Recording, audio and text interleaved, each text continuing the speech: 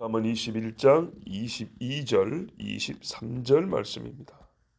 지혜로운 자는 용사의 성에 올라가서 그 성이 의지하는 방벽을 허느니라. 입과 혀를 지키는 자는 자기의 영혼을 환난에서 보전하느니라. 아멘. 다윗과 요압이 여부수성, 그러니까는 예루살렘 성을 말하는 겁니다. 그 성을 함락했습니다. 다윗은 저 성이 난공불락 아주 어려운 성인 줄 알고 포상을 걸었습니다. 그래서 요압이 열심히 해서 성을 함락시켰습니다. 여호수아는 여리고를 무너뜨리는데 사람의 힘으로는 절대 안 된다는 것을 알고 있습니다. 어찌할꼬 하나님이 인도하는 길은 딱 보니까 여리고 길목인데 하나님께서 말씀하셨습니다. 말하지 말고 일주일 동안 돌아라 그랬습니다. 마지막에는 7바퀴 돌고 소리를 질러라. 이 거대한 성벽이 와르르 무너졌습니다.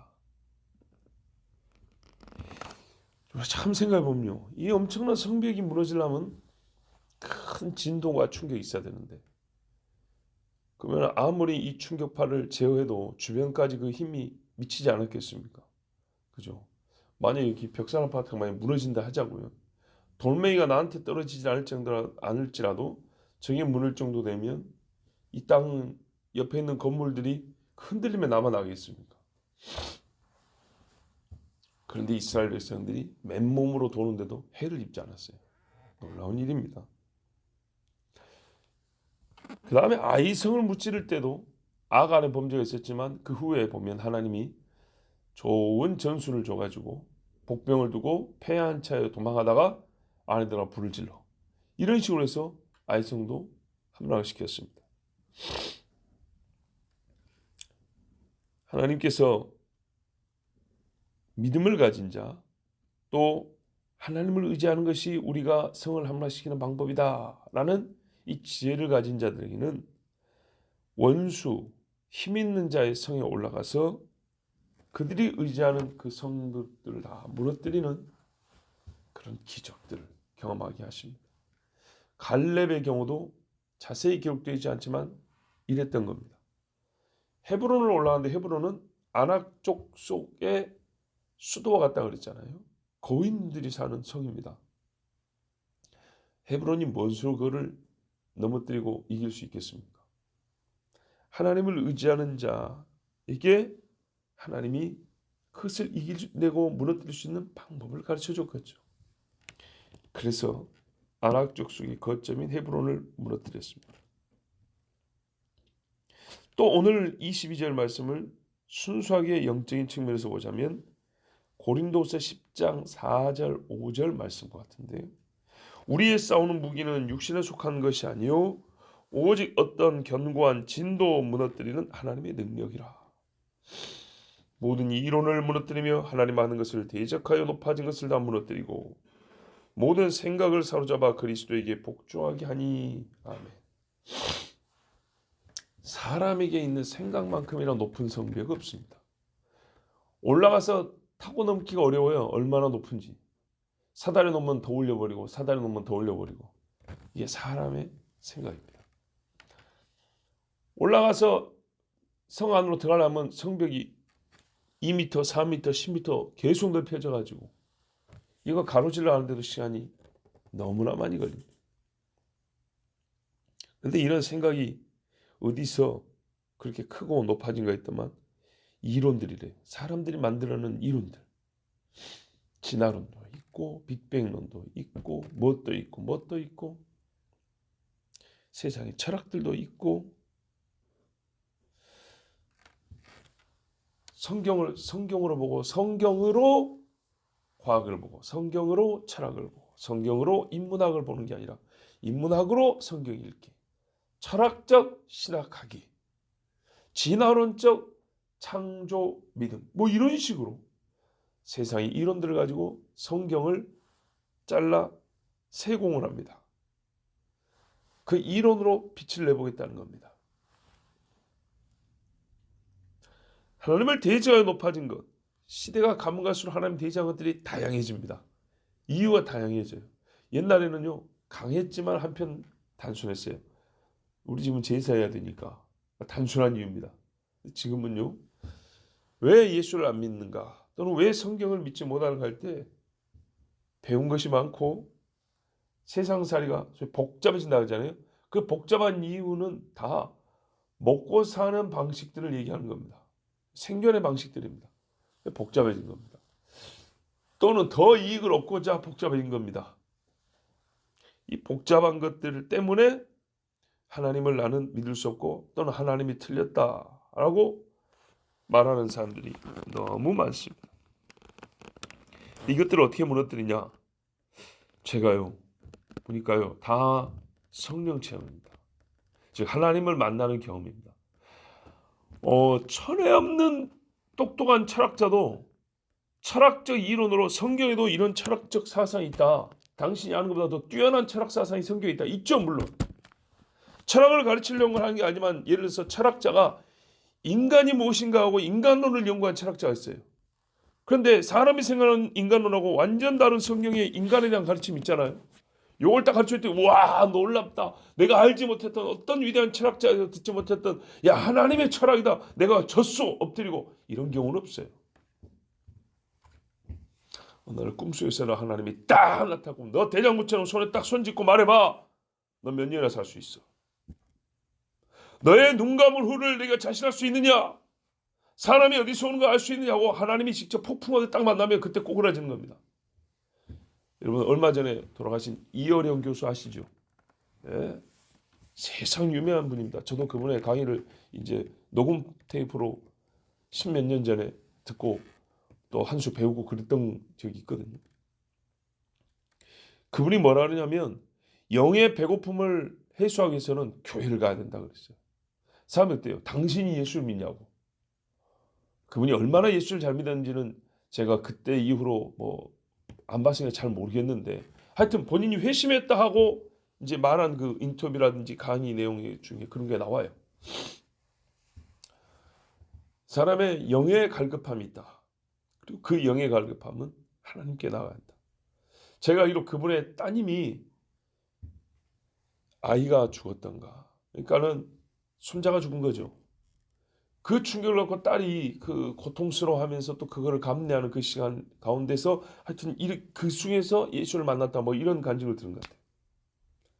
여러분 세상 철학자를 철학적 논의를 갖고 주님께로 인도하고 자기가 갖고 있던 철학 사상을 똥으로 만들 수 있습니까? 천만에요. 과학자에게 과학적인 논의를 해가지고 그 사람을 굴복시키고 하나님 앞에 무릎 꿇어 이렇게 할 수 있을까요? 천만에요. 어떤 계기는 될 수 있을지 몰라도 과학자가 태양을 만드신 하나님이라고 무릎 꿇는 거는 진짜 하나님을 만나는 은혜가 돼요. 태양빛보다 더 밝은 주의 빛을 한번 본 적이 있어야 돼요. 다 성령과의 관계가 있어요. 누군지 성령으로 말미암지 않고는 예수를 주라 신할 수 없다고 그랬습니다. 오늘 고린도후서도 우리의 싸우는 무기는 육신에 속한 것이 아니요 그랬어요.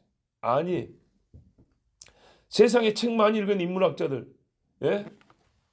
서당의 훈장들, 서원의 학자들, 이 사람들 논어, 맹자, 공자, 묵자 뭐 얼마나 많은 책들이 있고 뭐 소크라테스, 플라톤, 아리스토텔레스, 뭐 현대 철학자 화이트헤드니 뭐 케어로케오르니 뭐 별소리 다 할 거 아닙니까? 근데 그 사람들 그 많은 책을 언제 우리가 다 읽고 그걸 허점을 찾아내서 당신들 믿는 처럼 이건 다 틀렸고 이것이 틀렸고 이것이 잘못됐고 성경만한 것이 없습니다. 언제 이걸 다 얘기하겠어요? 어떤 인문학자의 책을 읽고 무슨 소설 톨스토이의 이야기가 훌륭하나 뭐가 부족하고 괴테 작품 뭐 이걸 언제 우리가 다 평가하고 있겠어요? 그런데요. 그 많은 책에서 교훈을 얻고 감동을 받고 인생을 배웠다는 사람들이 정말 인생의 어느 날 종착지 알지 못하는 영적 세계를 맞닥뜨렸을 때 그때 말이죠. 내가 알고 있던 것이 똥이었구나. 하나님을 대제한다는 것이 많은 길이구나 하고 무릎을 딱 꿇습니다. 그리고 그것들을 다 성경 밑에 굴복을 시킵니다. 이렇게 되는 겁니다. 그러면 이 사람은 자기를 가림막고 있던, 하나님과 나 사이를 가림막고 있던 그 벽을 허물고 주님 앞에 나가게 됩니다.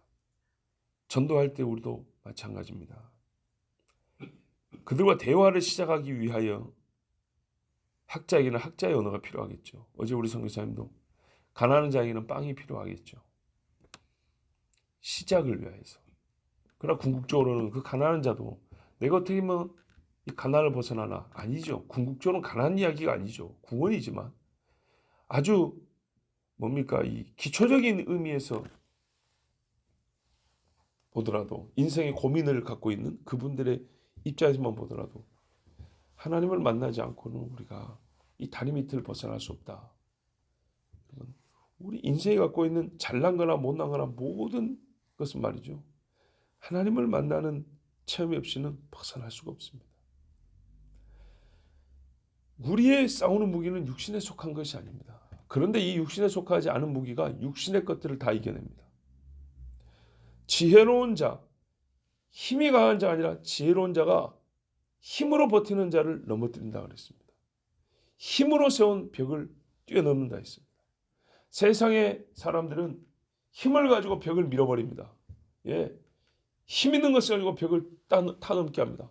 벽 위로 비행기를 띄워버리든지 로봇을 만들어서 타고 넘게 하든지, 예? 미사일로 쐈고 깨버리든지.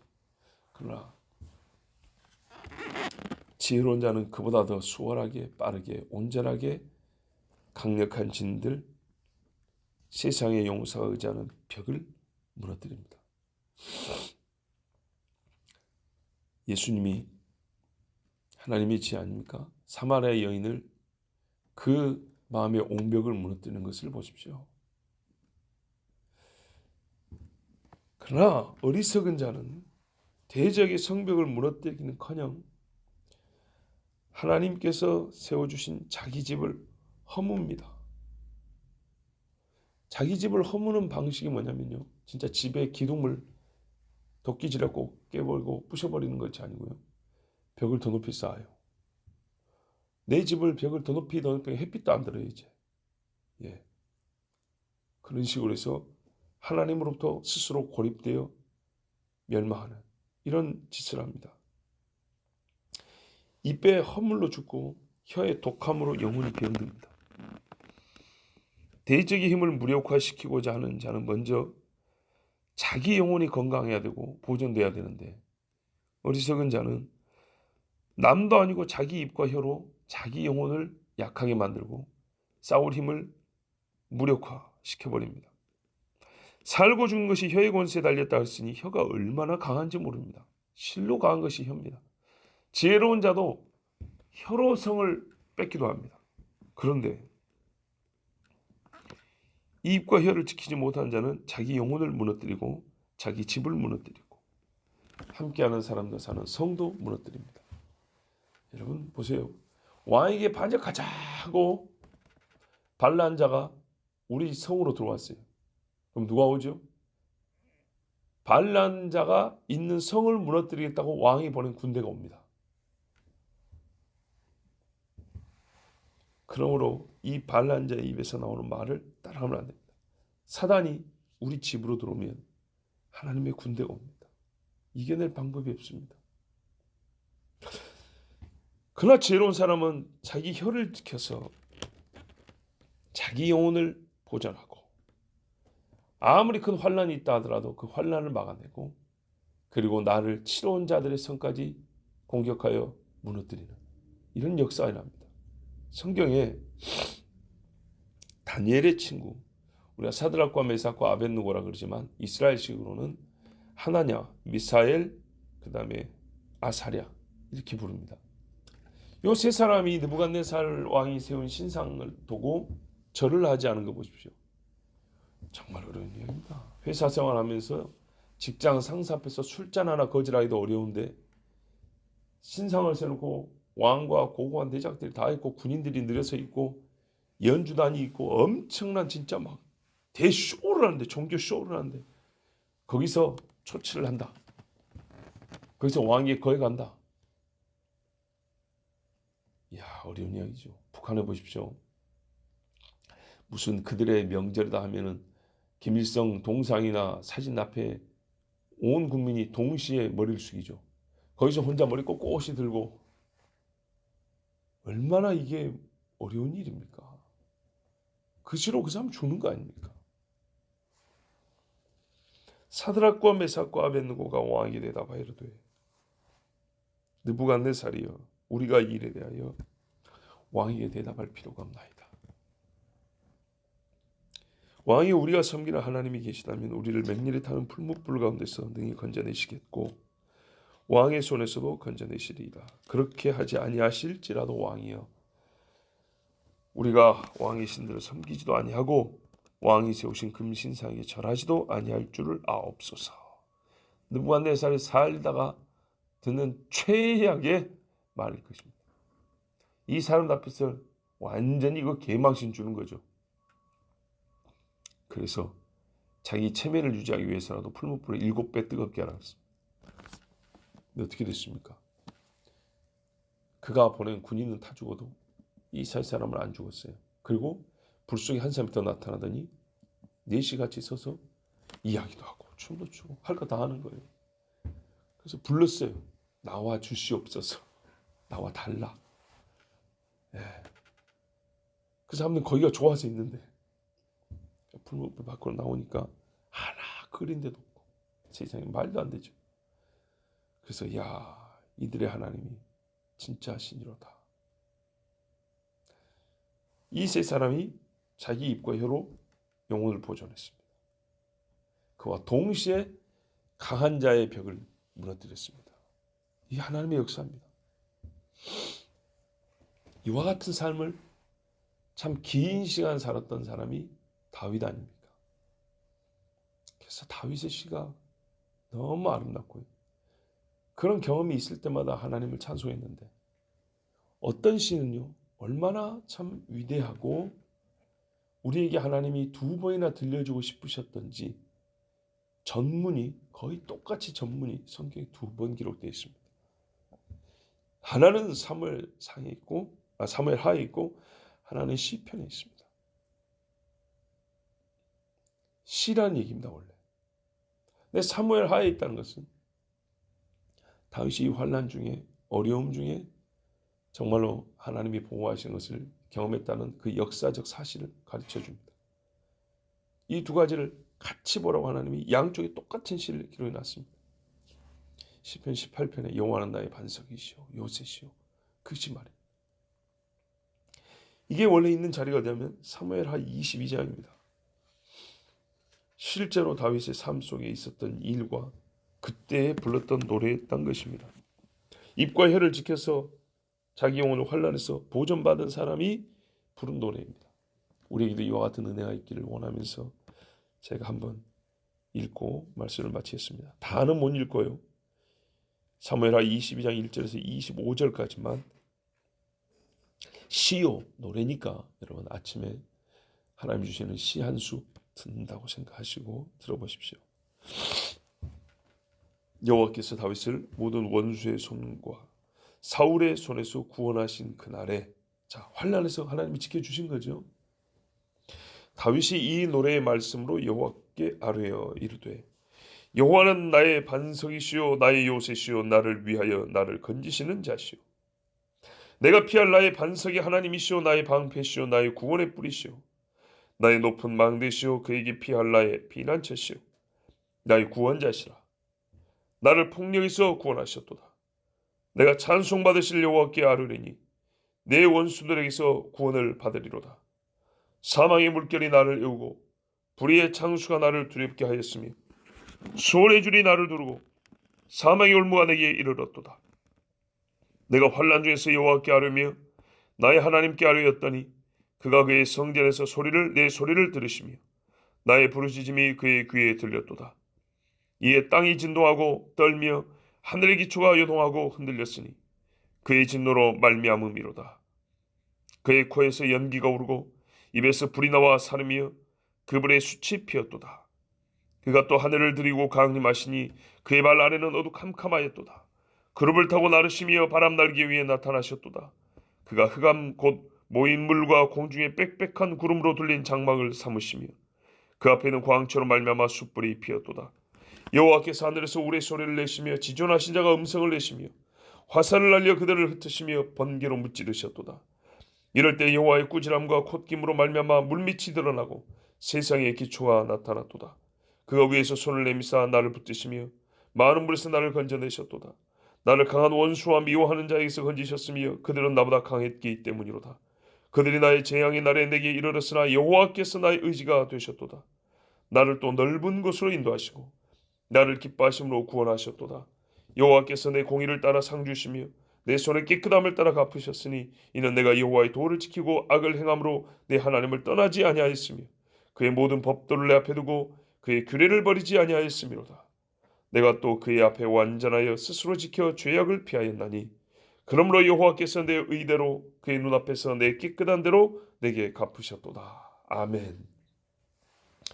이렇게 입과 혀를 지키는 자는 하나님께서 그의 영혼을 환난에서 보전하여 주십니다.